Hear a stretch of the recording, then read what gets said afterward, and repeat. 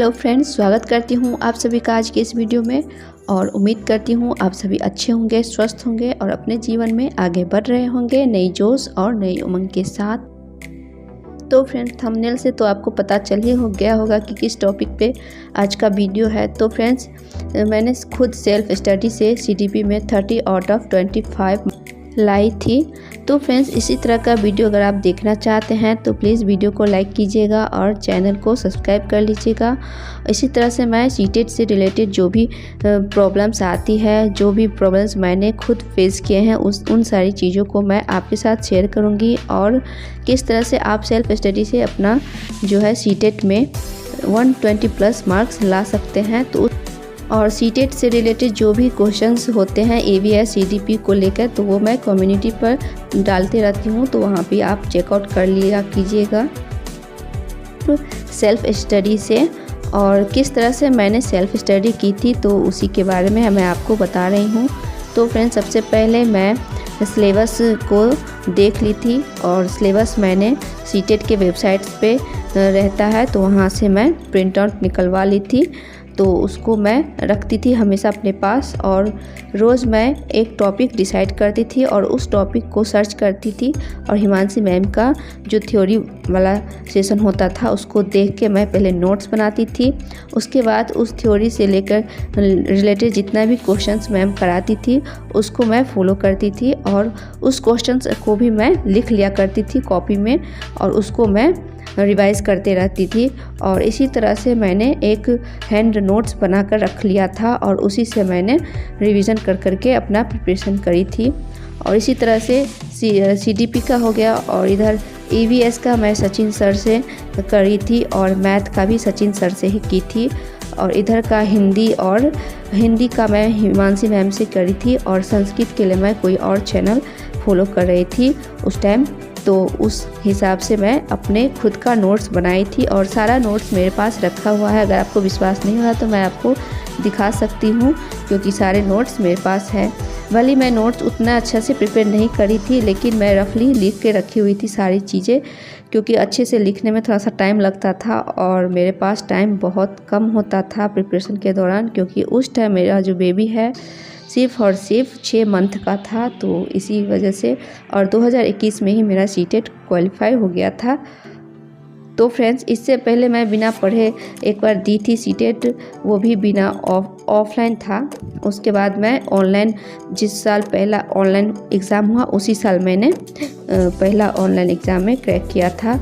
और मुझे खुद पे विश्वास नहीं था कि मेरा जो है अच्छे से सीटेट क्वालिफाइड हो जाएगा। तो फिर भी मैंने जो भी प्रिपरेशन करी थी उस हिसाब से मेरा अच्छा मार्क्स आया था। और बच्चों को लेकर तैयारी करना, आप हाउसवाइफ तो समझ ही सकते हैं कितने परेशानी होती है। तो इसी तरह से मैंने अपना सीटेट का जो है प्रिपरेशन करी थी। और पेपर 2 मेरा क्लियर नहीं हो पाया था क्योंकि उसमें सोशल साइंस पढ़ना था और सोशल साइंस में उस टाइम काफ़ी दिनों तक नहीं पढ़ रही थी, क्योंकि मैं खुद स्टडी बहुत दिनों बाद स्टार्ट की थी और उस पर से बच्चे के साथ करना थोड़ा सा मुश्किल हो जाता था। तो टाइम मैंने जैसे तैसे करके मैंने पेपर 1 क्लियर किया था। और इसके बाद बात रही, आप अगर नोट्स नहीं बनाना चाहते हैं तो हिमांशी मैम अपने टेलीग्राम चैनल पर फ्री नोट्स डालती है, तो वहाँ से आप प्रिंट आउट निकलवा सकते हैं और उसको अच्छे से रीड कर सकते हैं। और वहाँ पे आपको सभी सब्जेक्ट का जो है नोट्स अवेलेबल होगा। तो आप अगर चाहेंगे तो मैं लिंक आपको डिस्क्रिप्शन बॉक्स में डाल दूँगी, वहाँ से आप चेकआउट कर सकते हैं। और इसी तरह से अगर आप बिहार 7वें चरण का भी प्रिपरेशन कर रहे हैं और वो मुझे देख रही हैं, तो प्लीज़ आपको भी अगर कोई चीज़ का हेल्प होगा तो मुझे कमेंट्स कर दीजिएगा, मैं आपको हेल्प करूँगी। क्योंकि मैं जिस चैनल को फॉलो करती हूँ उस चैनल से मुझे काफ़ी हेल्प मिल रहा है और मैं उस चैनल को फॉलो कर रही हूँ पिछले मंथ से, अप्रैल से ही, लास्ट अप्रैल से। और मैं अपने आप में काफ़ी इम्प्रूवमेंट दिखी हूँ SST को लेकर, क्योंकि SST मेरा बहुत ही वीक रहा, क्योंकि SST मैं जो इंटर BA में पढ़ी थी उसके बाद से कभी पढ़ी नहीं थी, जिसकी वजह से मुझे बहुत कुछ मैं भूल गई थी। समझो कि मैं अभी 0 से ही स्टार्ट करी हूँ। तो अभी मेरा थोड़ा बहुत अच्छा हुआ है सोशल स्टडीज़ और अभी मैं बिहार GK का तैयारी कर रही हूँ। तो इसी तरह से मैंने अपना प्रिपरेशन करा था। और हो सके तो आप ज़्यादा से ज़्यादा PYQ का सेट्स लगाएं और ऑफलाइन और ऑनलाइन दोनों सेट्स करें। ऑफलाइन में आप प्रीवियस ईयर का क्वेश्चंस पेपर ले सकते हैं और ऑनलाइन के लिए आप बहुत सारे यूट्यूब चैनल पे भी पिछले ईयर का जितना भी क्वेश्चंस होता है ये सारी चीज़ कराते रहते हैं, तो उससे भी आपका कवर हो जाएगा। लेकिन प्रैक्टिस करने के लिए आपको खुद से कंप्यूटर बेस्ड आपको प्रैक्टिस करना पड़ेगा, जिससे आपका स्पीड जो है बना रहेगा और आप अच्छे से जो है आप सेंटर पे मैनेज कर पाएंगे। नहीं तो आपको बहुत सारी दिक्कतें होगी। और इसी तरह से मैंने सारे सब्जेक्ट का प्रिपरेशन करी थी। और अगर आपको हिंदी और संस्कृत को लेकर नोट से संबंधित कोई जानकारी चाहिए तो प्लीज़ कमेंट्स कीजिएगा, क्योंकि मेरे पास हिंदी और संस्कृत का डिटेल में नोट्स रखा हुआ है। और हिंदी और संस्कृत HD सेम होता है। और आपको अगर संस्कृत के लिए आपको सिर्फ पैसेज में डिफरेंस हो जाता है। तो इस तरह से मैंने जो है प्रिपरेशन करी थी।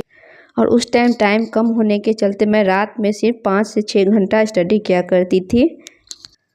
और रहा नोट्स का बात और जो है पेड कोर्स का, तो फ्रेंड्स हम सब कितने पेड कोर्स लेते रहेंगे। अभी सीटेट है तो सीटेट के लिए पेड कोर्स ले, फिर वही चीज़ आगे अगर जॉब के लिए रहेगा तो उसके लिए पेड कोर्स ले, तो इतने करते करते तो बहुत सारा पैसा वेस्ट हो जाएगा। तो इसीलिए जो चीज़ खुद से हो सकता है तो उसमें आप अपना एफर्ट्स डाल के कर लीजिए। वैसे भी ये क्वालिफाइड एग्ज़ाम है तो उतना इशू नहीं है।